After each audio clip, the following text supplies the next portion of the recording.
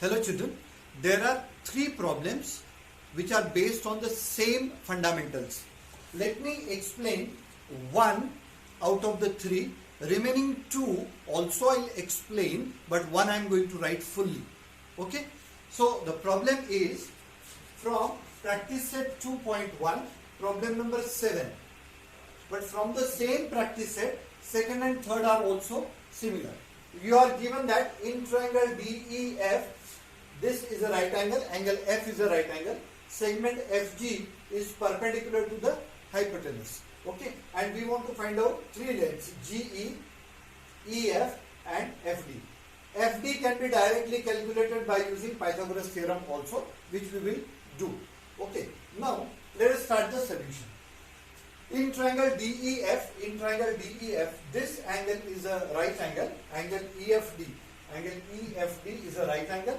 Then segment FG is perpendicular to hypotenuse DE. So these two conditions allow you, these are the conditions to use geometric mean corollary. So you are given a right triangle and a perpendicular drawn on the hypotenuse. Altitude is drawn on the hypotenuse. So these two conditions are fulfilled. So we can apply geometric mean corollary. So we have written that these two conditions are fulfilled. Therefore, by geometric mean corollary, you get the square of the altitude. Try to memorize the word. The square of the altitude is equal to the product of two parts of the hypotenuse. So GF square is equal to GD into GE. Square of the altitude is equal to the product of two parts of the hypotenuse. Okay. So put the values. 12 square is equal to 8 into GE. Simplify and you get GE is equal to 18. Okay. So we have obtained GE. This comes out to be 18.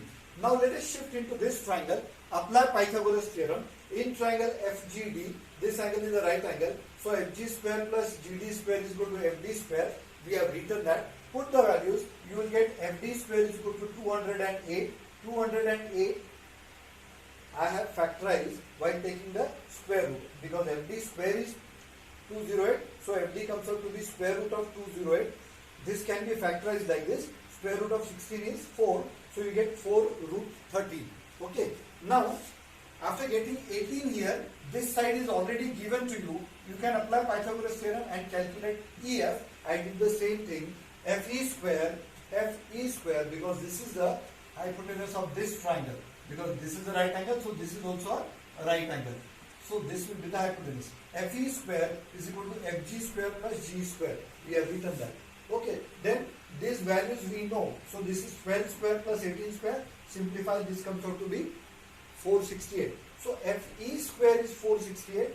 Therefore, FE comes out to be root of 468, which you simplify like this. 4 into 117 and 13 nines are 117. So square root of 2 and square root of 4 is 2. Square root of 9 is 3. So 2 3s are 6 root 13. Okay. So we have calculated all the three required segments. Now in this problem also, what do you observe? A right triangle is given, and from the right angle vertex a perpendicular is drawn on the hypotenuse. What is this? This allows you to use geometric mean corollary. To use geometric mean corollary, two conditions are necessary. One is that the triangle is a right triangle and perpendicular is drawn on the hypotenuse from the opposite vertex. Okay.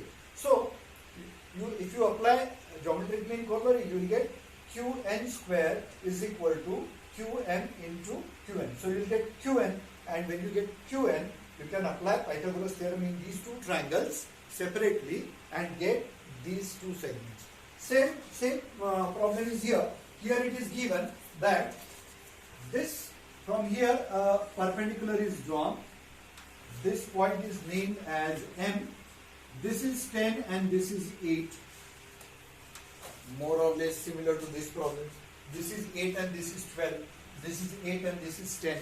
Okay. So a right triangle is given. Perpendicular is drawn on the hypotenuse. So by geometric mean corollary, you can say that MP square is equal to MQ into MR, and again you simplify, you will get the required values. Okay, so these two problems are very similar to the first problem.